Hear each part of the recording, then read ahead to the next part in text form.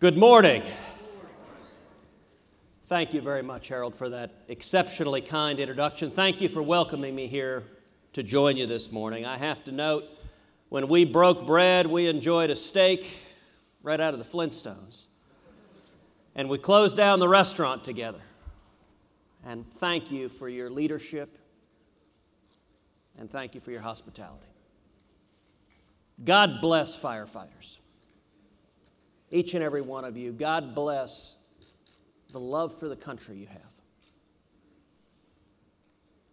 I am in awe to be in the presence of heroes. On 9/11, as our country watched in horror terrorists striking at the heart of this nation, it was firefighters and first responders that ran into the flames. Whether the Twin Towers or the Pentagon, each of you are heroes.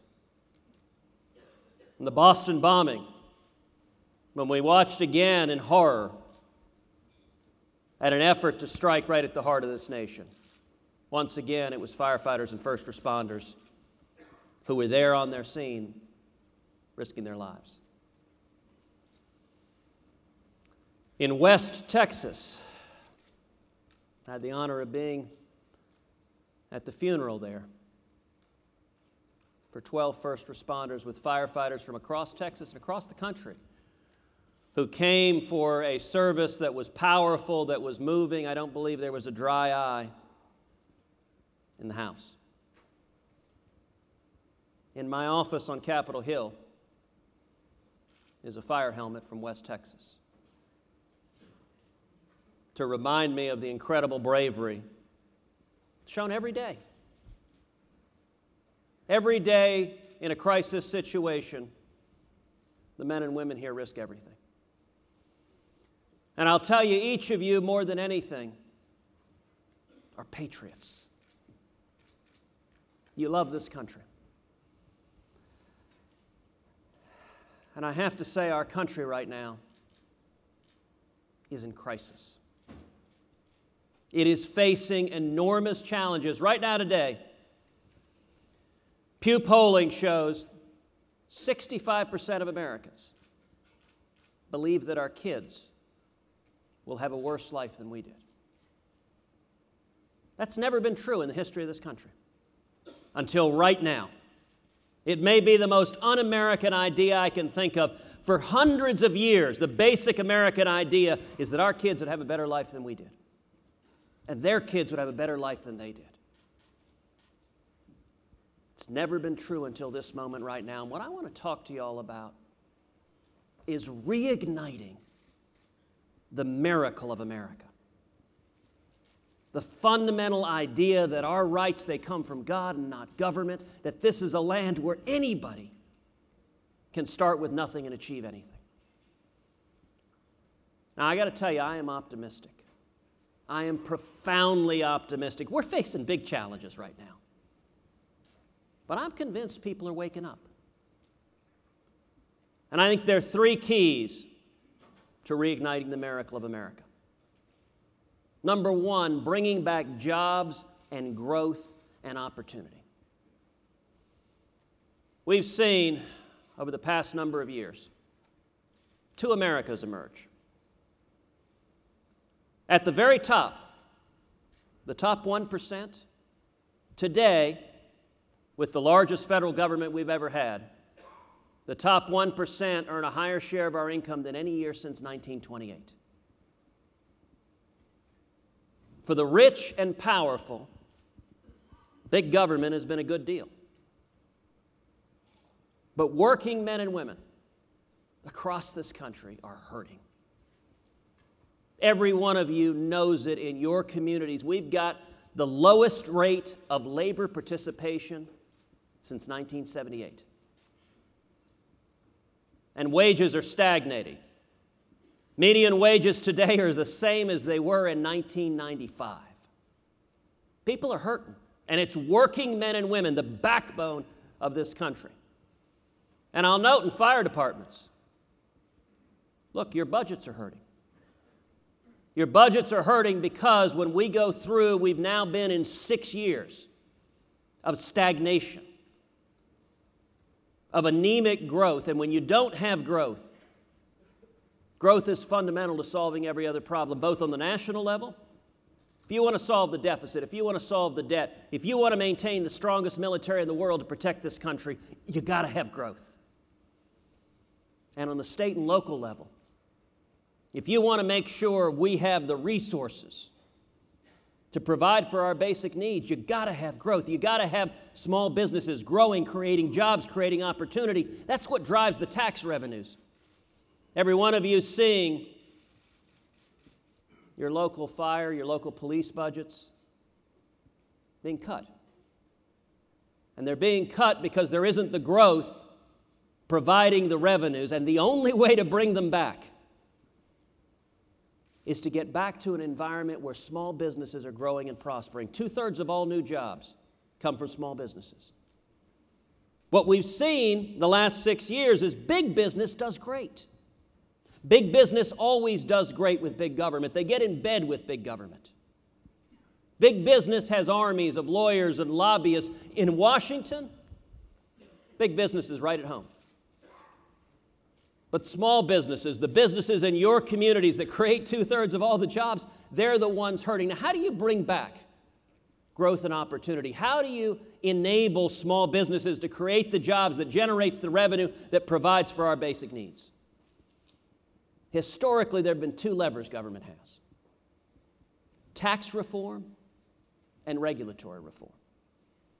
If you look at our nation's history, every time we've gone down the path of tax reform and regulatory reform, the result has been incredible economic growth. That was true in the 1920s, it was true in the 1960s, it was true in the 1980s. On tax reform, we right now have more words in the IRS code than there are in the Bible. Not a one of them is as good. Every year we spend about $500 billion on tax compliance. That's roughly the budget of our entire military, wasted on lawyers and accountants dealing with government paperwork. We need fundamental tax reform, and I'll tell you what I think is the simplest and best tax reform. We should abolish the IRS. We need to move to a simple flat tax where every American can fill out his or her taxes on a postcard. And I've joked before, there are right now 110,000 IRS agents. We ought to padlock the IRS building and put those 110,000 agents all on our southern border.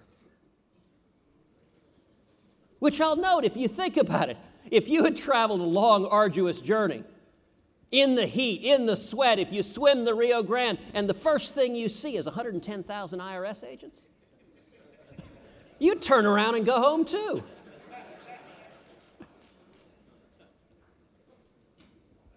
And regulatory reform is the second critical element of helping small businesses bring back growth and opportunity. The regulations that have come from Washington that are making it harder and harder to create jobs. And again, the simplest and most important regulatory reform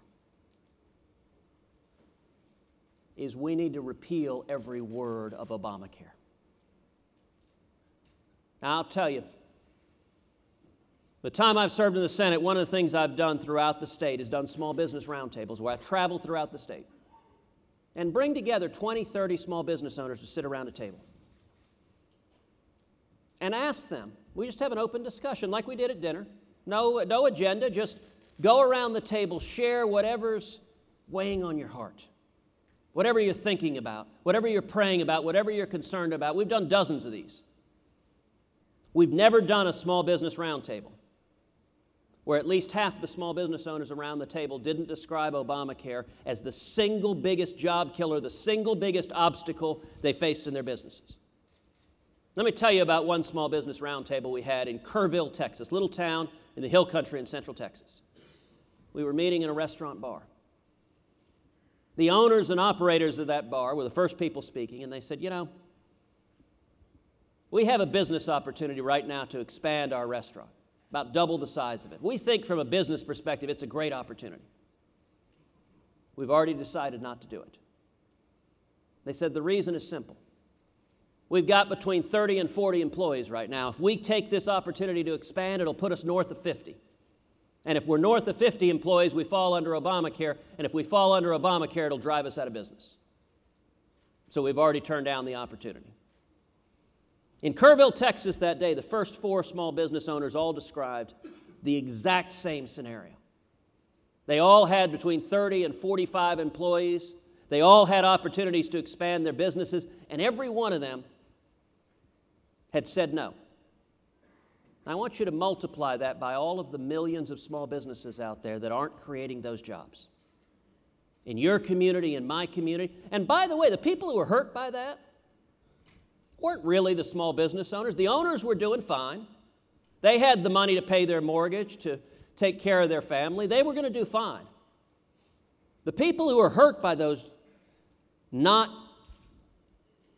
growing small businesses are all of the teenage immigrants, all of the single moms, all of the people who would have gotten jobs as waiters or waitresses or busboys, who would love to get on that first or second rung of the economic ladder, and they're finding those jobs aren't there.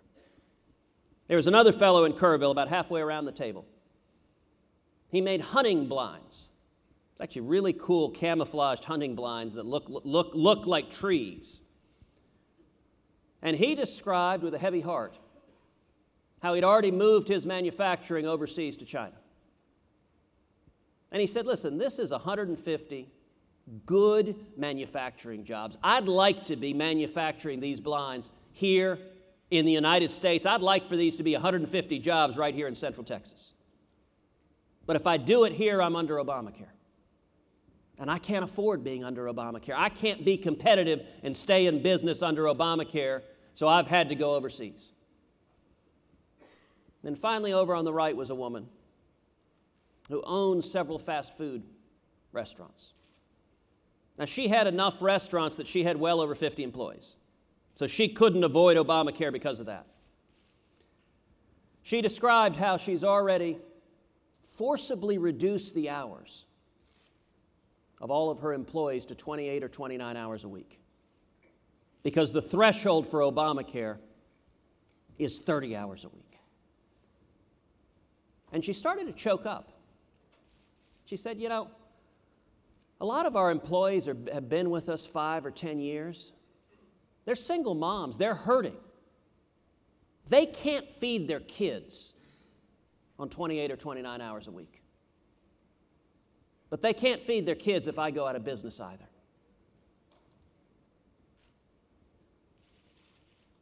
Look, I know that unions across this country are hurting under Obamacare. The Cadillac tax is coming, and it was sold to you and everybody else in this country under false pretenses. 5 years ago, reasonable minds could have differed on whether this was a good idea. But today, seeing millions of Americans who've lost their jobs, who've been forced into part-time work, who've lost their health care, who've lost their doctor, I think it is the essence of reasonableness, it is the essence of pragmatism to acknowledge this thing isn't working. We need to repeal it and start over. The second critical element to reigniting the miracle of America is defending our constitutional rights. We have seen in the last 6 years an assault on the constitutional rights of every American from the federal government that's never been seen before. The IRS has demanded of citizen groups, tell me what books you're reading. Tell me the content of your prayers. You know what? The federal government has no business asking any American the content of our prayers. We've seen an assault from Washington on the Second Amendment, the right to keep and bear arms. Now look, y'all are from all over the country, but I'll tell you, in my home state of Texas, gun control means hitting what you aim at. The Constitution protects our rights, and the federal government should be defending those rights, not undermining them. That means defending the Fourth and Fifth Amendments, our right to privacy. Keeping the federal government out of our phones, out of our emails, out of our intimate lives of law-abiding citizens. It means respecting the 10th Amendment, the fundamental limitation that the powers not given to the federal government are reserved to the states or to the people. That means there are areas where the federal government needs to do its job effectively. It needs to defend this nation. We need to stand with all of the men and women of our military. We need to secure our border. We need to stop executive amnesty, which is both illegal and unconstitutional. But there are whole areas where the federal government doesn't have authority, areas like education. We don't want the federal government dictating what's taught to our kids at home, and that means I believe we should repeal every word of Common Core. The third and critical element of reigniting the miracle of America is restoring America's leadership in the world. America has been the indispensable nation. And yet for 6 years, America has receded from leadership in the world. The Obama-Clinton foreign policy of leading from behind, it doesn't work. By the way, I understand Secretary Clinton chose not to join you this morning. If only you could have found a foreign nation to foot the bill. What we're doing abroad isn't working. In 6 years, right now, our friends don't trust us, and our enemies neither fear nor respect us. A lot of men and women in this room served in the military before you became first responders. The respect America has in the world has never been lower than it is right now. Let's take one example that all of us are intimately familiar with. Radical Islamic terrorism. We cannot defeat radical Islamic terrorism with an administration that is unwilling to utter the words radical Islamic terrorism. It doesn't make sense to refuse to acknowledge the nature of the threat we are facing. ISIS right now is the face of evil. They are crucifying Christians right now. They are beheading children. And yet, unfortunately, this administration will not acknowledge what happened. When we saw the horrible terrorist attack in Paris, the president described that as a, quote, random act of violence. When a radical Islamist goes in with butcher knives into a kosher deli to murder Jews because of their Jewish faith, there's nothing random about that at all. That is naked and rampant anti-Semitism, and we need to call it for what it is. When 21 Coptic Christians were beheaded by ISIS, their last words were reported to be, "Please help me, Jesus." The president said those 21 Egyptians were murdered because they were Egyptian citizens. No, they weren't. They were not murdered because of their citizenship. They were murdered because they were Christians, because they believed in Jesus Christ. Pope Francis powerfully said, "Their blood confesses Jesus." We need to acknowledge what it is we're fighting, and we need to be serious about defeating ISIS. I've introduced legislation in the Senate to provide that any American who goes and joins ISIS, and there have been about 100 Americans who've gone and taken up arms with ISIS, any American that takes up arms with a terrorist group that has declared jihad on America should forfeit his or her citizenship. It makes no sense to have terrorists training with ISIS coming back to America with American passports to carry out jihad here at home. And I got to note, the stakes are enormously high. We're right now in the midst of a powerful debate about what to do about Iran. Last week, Israel's Prime Minister Benjamin Netanyahu was here. If you haven't watched his speech, I'd encourage you to simply listen to the Prime Minister. I'll tell you, it was a powerful speech. The adjective that was most frequently applied to it was Churchillian, because it brought back images of Churchill in 1938 speaking of the growing specter. I believe the deal right now this administration is negotiating will only accelerate Iran acquiring a nuclear weapon. And let's be clear, Iran has made their intentions clear. The father of the Iranian nuclear program wrote in his last will and testament that he wanted the following words written on his tombstone: "Here lies a man who sought to annihilate Israel." I want you to think for a minute about the hatred someone has to have to write in their will, "That's what I want on my tombstone." Last year, while we were in the midst of negotiating with them, Supreme Leader Khomeini, a radical religious zealot, gave a speech in which he falsely said, "America is the greatest human rights violator in the world." The crowd responded by chanting, "Death to America." Every year in Iran, they have a holiday they celebrate. Here, we celebrate Thanksgiving, Christmas, 4th of July. In Iran, every year, they have a holiday they celebrate. It's called Death to America Day. That's an actual holiday in Iran. It is the anniversary of their taking Americans hostage some 35 years ago. Look, there is an ancient principle of geopolitics. If somebody tells you they want to kill you, believe them. And I want to note to each and every one of you, you've seen firsthand the cost, the ravages of radical Islamic terrorism. Whether it's the Boston bombing, whether it is the Islamic terrorist at Fort Hood, Texas, that murdered 14 innocent souls, only to have the administration call that workplace violence, or whether it was the horrors of 9/11. If we do not see real leadership in Washington to stand up and defend this country, to acknowledge radical Islamic terrorism for what it is,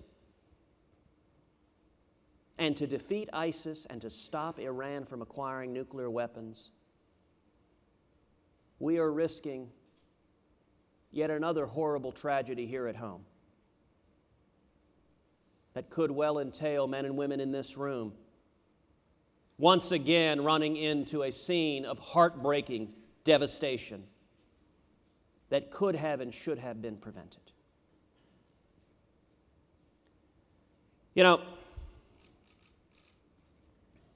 being with you is powerful to me today because each of you are fighting for this country. And that's something for me that is personal and real. For all of us, freedom is not some abstract thing we read in a piece of paper or in a book.